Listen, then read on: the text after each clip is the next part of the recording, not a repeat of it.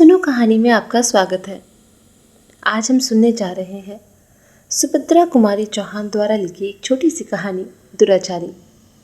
इस कहानी में हमें ये देखने को मिलेगा कि मनुष्य का पता उसके कृत्यों से नहीं उसके कर्मों से चलता है। तो चलिए सुनते हैं फिर आज की कहानी। पंडित राम सेवक के हाथ से सुमरनी छूटकर गिर पड़ी। वह झल्लाए से उठकर पूजा की कोठरी से बाहर बरामदे में चले आए। बरामदे से गाना और भी साफ साफ सुनाई पड़ने लगा। मुंशी दयाशंकर के तिमंजले पर से कोई कोकिल कंठी गा उठी। नीर भरन कैसे जाऊं। सचमुच गीत बहुत ही मधुर और गाने का ढंग अत्यंत आकर्षक था। पंडित राम सेवक लाख प्रयत्न करके भी माला जपने में सफल न हो सके।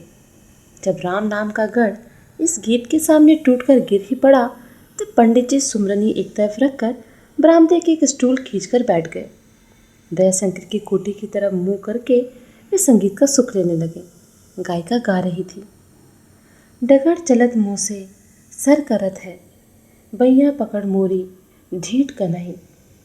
पंडित जी संगीत इतने तन्मय होकर सुन रहे थे कि वे अपने पड़ोसियों का आना भी न जान सके। उनकी तंद्रा तब टूटी जब उनके पड़ोसी किशन ने उनके कंधे पर हाथ धरते हुए पूछा, पूजा हो गई पंडित जी? पंडित जी खिसियाई से बोले, कहाँ की पूजा, कहाँ का पाठ भाई। जब से यह पड़ोसी आया है तब से सुबह गाना, शाम को गाना, दोपहर को गाना, गाना छोड़कर जैसे उससे कुछ और काम ही नहीं है। रेडियो तो रेडियो, अब यह एक नया तूफान और खड़ा किया है। जीवन बोला, भाई कुछ भी हो, बुरा चाहे भला, पर मोहल्ले में जान सी आ गई है। और सच बात तो यह है कि गाना मुझे बुरा नहीं लगता पंडित जी, कहकर वह मुस्कुराया। पंडित जी तिलमिला से उठे, बोले, तुम्हें क्यों ना अच्छा लगे? मुंशी दयाशंकर की कोठी पर तुम्हारी शाम जो पड़ जाया करती है। बड़े आदमियों के साथ उठते बैठते हो और 5 सिगरेट ऊपर से मुफ्त का। पर यहाँ तो इस गाने बजाने के मारे पूजा पाठ धर्म कर्म सब डूबा जा रहा है। डॉक्टर कामता प्रसाद बोले, अरे भाई, माना कि गाना बजाना बुरा नहीं है, पर सब बात समय पर अच्छी लगती है। हर घड़ी के गाने बजाने से तो भाई मोहल्ला सचमुच बर्बाद हुआ जा रहा है और बच्चे बिगड़े जा रहे हैं। किशन बोला, किसके बच्चे बिगड़े जा रहे हैं डॉक्टर साहब, कोई उदाहरण तो दीजिए। डॉक्टर साहब खींच उठे, बोले, लो अब तुम मुझे क्रॉस एग्जामिन करने लगे। यह जो आज तिमंजले पर वह एक वैसे बुलवा कर गवा रहा है तो क्या बच्चे देखते नहीं हैं और उन पर इसका कुछ बुरा असर पड़ता ही नहीं? पंडित जी जोर से बोले, पड़ता क्यों नहीं, जरूर बुरा असर पड़ता है। सच कहता हूँ, मेरा बस चले तो ऐसे दुराचारी को गोली से उड़ा दूँ। डॉक्टर साहब बोले, मेरे भी मन में यही बात आती है, पर क्या करूँ? अरे भाई, रुपया पैसा है तो ज़मीन जायदाद खरीद लो, मंदिर बनवा लो, धर्मशाला बनवा दो, कुछ धर्म के नाम पर खर्च करो। यह क्या कि सारा पैसा बस नाच गाने में फूंक दिया जाए। फिर स्वर को धीमा करके बोले, और भाई, शाम को 8 बजे के बाद तो वह सदा शराब के नशे में रहता है। ऐसा दुराचारी तो कहीं दिखा ही नहीं।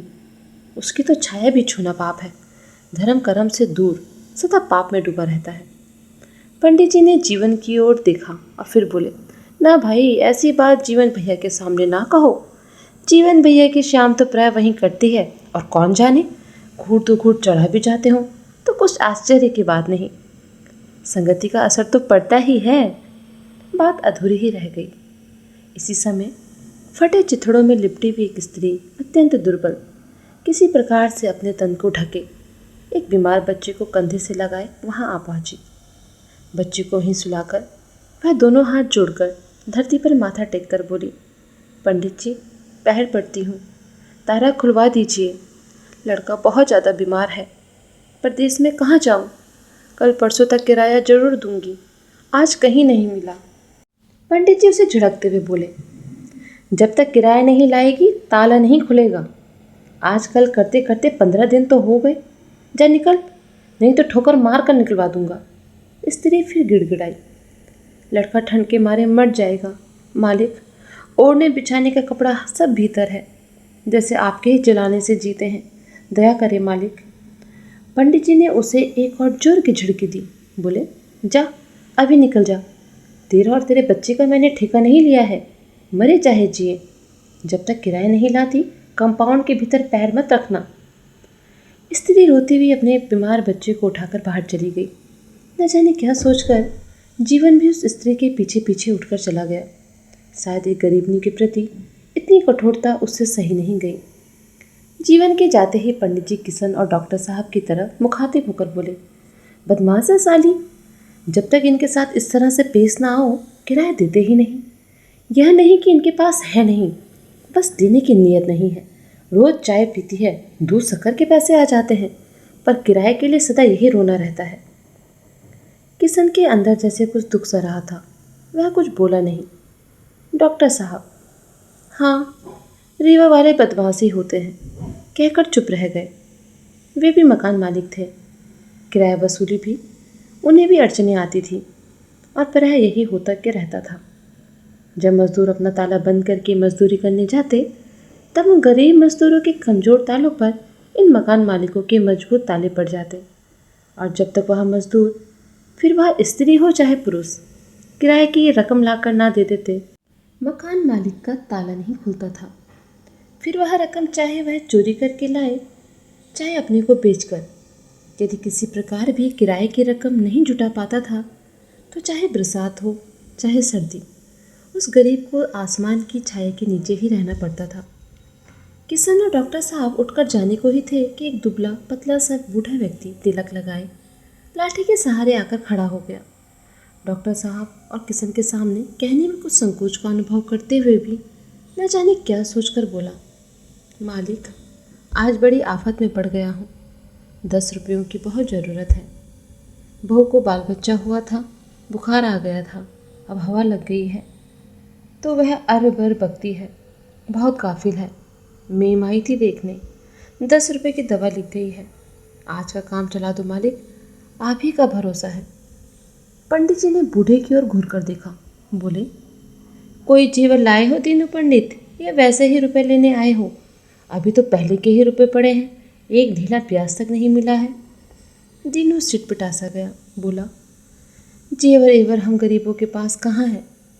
आप सहारा न देंगे तो हम मर जाएंगे मालिक।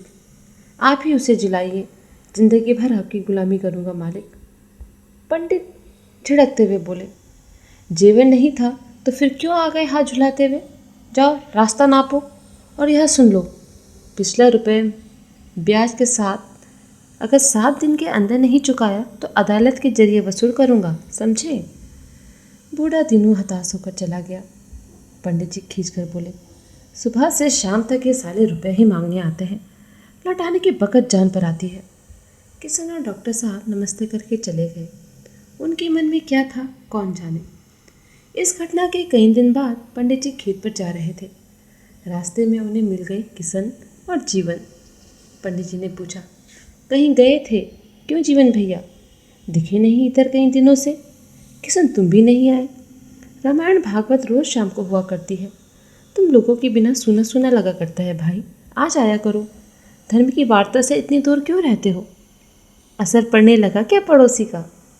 किशन चुप रहा, पर जीवन बोल उठा, पंडित जी, रामायण भागवत और पूजा पाठ से फ़ायदा ही क्या, अगर हम आदमी को आदमी ना समझ सकें। मैं तो रामायण भागवत का पाठ करता ही नहीं, पर आदमी को आदमी समझता हूँ। भगवान मंदिरों में नहीं, हम आप और गरीबों में ही हैं। पर किराए के लिए उस दिन जैसा जो कुछ आपने उस गरीब स्त्री के साथ किया वह उचित न था। पंडित जी हंस पड़े, बोले, जीवन, यही तुम भूल करते हो। अगर मैं कहूँ कि उस घटना के घंटे भर बाद ही उस स्त्री ने किराए के रुपए लाकर दे दिए, तब तो तुम विश्वास करोगे ना कि वह झूठ बोलती थी और उसके साथ वही बर्ताव होना चाहिए जो मैंने किया था। किशन बोला, वह स्त्री और दीनू पंडित आपके रुपए दे गए क्यों? पंडित जी सागरू बोले, दे कैसे न जाते, मैंने अदालत की धमकी जो दी थी, ये सब साले इसी लायक हैं। जीवन बोला, पर पंडित जी, इन दोनों आफत के मारे गरीबों को उसी दुराचारी दया शंकर से ही मैंने रुपए दिलवा दिए थे, और तब कहीं वह कष्ट से छुटकारा पा सके। नहीं तो अब तक धन्नों के बच्चे और दीनू की बहू का न जाने क्या हाल होता।